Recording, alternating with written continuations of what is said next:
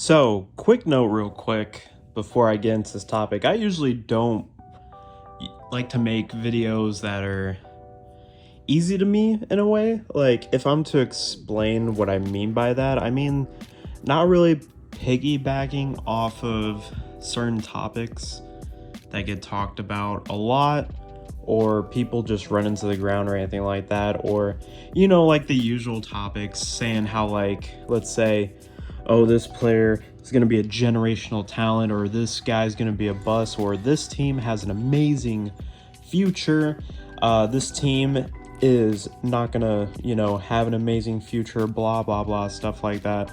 I feel like it can be kind of like tired in a way. Like, I don't like to push those narratives into the ground a lot of times, except if I do see like a team that I feel like, hey, this team actually has the potential to be good, I like to make a video about it and point out, hey, this is, there's a potential for this team. I like the players that they have, blah blah blah, and actually go into a full explanation of it. I don't like to outright say, hey, this is going to be a great team in the future, they have great pieces, blah, because we've seen many teams have great young potential players and their team not pan out.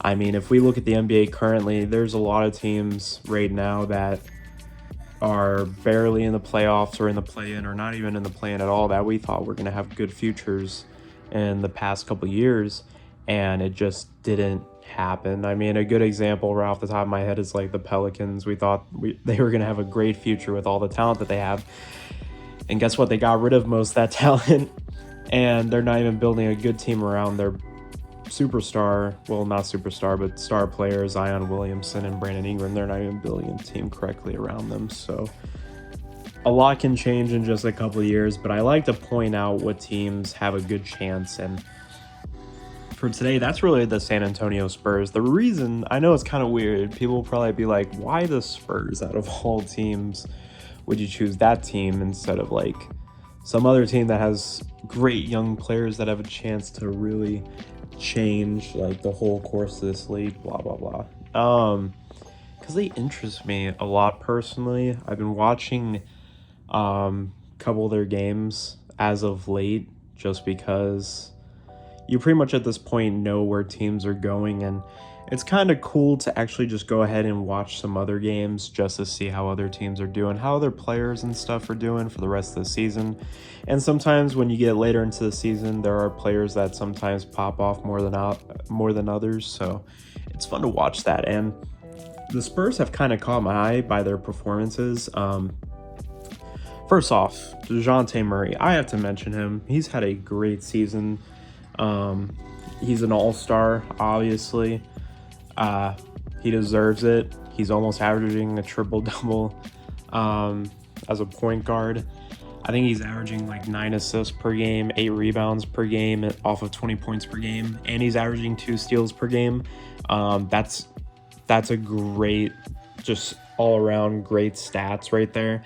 It's not all about the stats, but the way he plays. I mean, when you watch the game, not only does he help the team like defensively, he's a great defensive presence, and his defense has always been like A+ to me. His defense is amazing as a guard, but his offense, his passing, his rebounding, he's very versatile when it comes to being a point guard, and that's great to have nowadays, having a guy like him.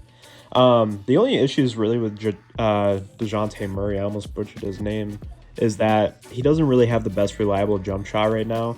And I feel like that's really the only thing Dejounte Murray is like, I think that's the only thing that's keeping him from becoming like one of the best point guards in the league. He's a great point guard right now, and he's definitely deserves to be a star in this league. But I think the only thing that's keeping him from becoming a star to a really close superstar point guard is really his shot.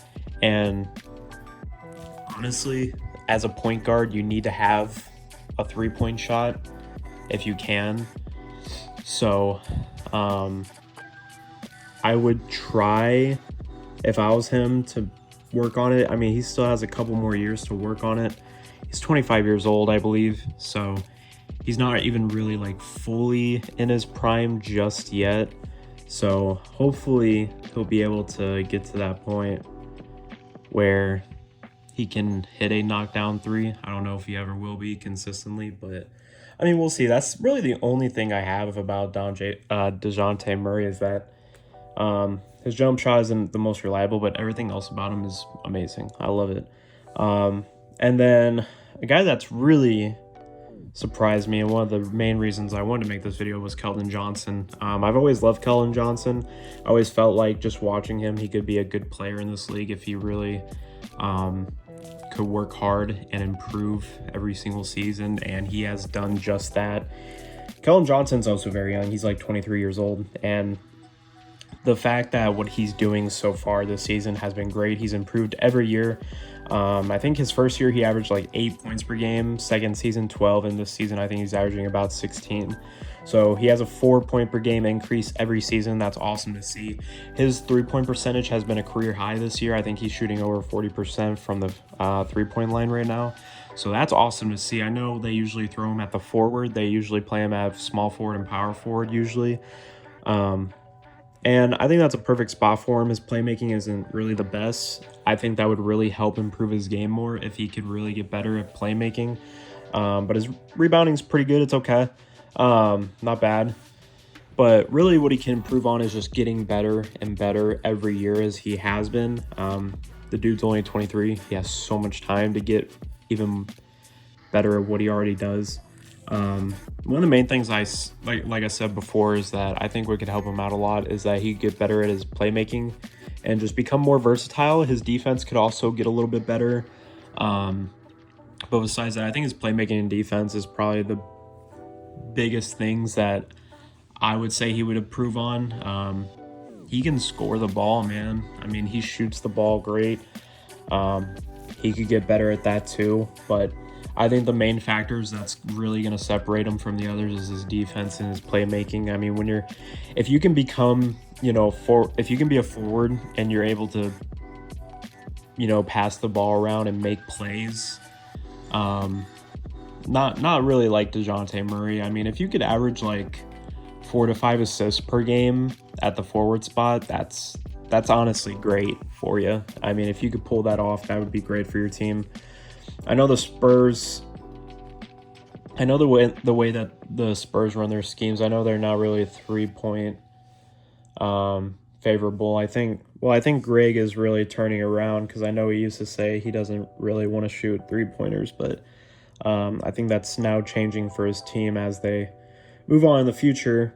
But Spurs have never been, they've never had a player ever be like crazy offensively. Like, they've never had a player average like really 30 points per game. That's just not how the Spurs work in their schemes and stuff. It's more of a player-centric scheme where you're trying to get everybody involved, and where it's just not one player. So, and then also Jacob Podol, just real quick, also nice mention to him. He's been awesome. He's just been a really reliable center these past couple of years. He continues to do that this season. He's been awesome for the Spurs, and those are really the main 3 people that I feel like that potentially you could build around.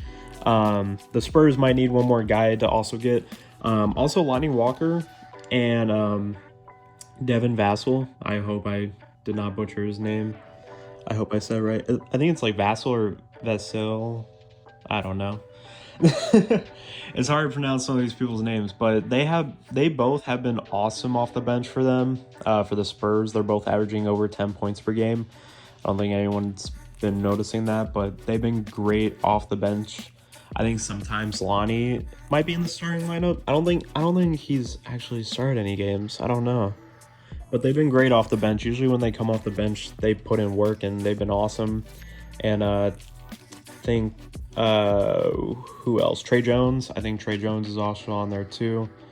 He's been awesome for them too. So they have a great all-around team. I just think they need to keep improving with all the young assets that they have. And those were really my main thoughts. I think they're kind of underappreciated. I feel like a lot of people don't notice what they're doing down there, and I feel like they have good young players to build off of and potential players that could grow and become stars in this league. I mean, Dejounte Murray is definitely a star in this league, and I think they have other players that have potential to become stars, but I mean, we'll see how it goes.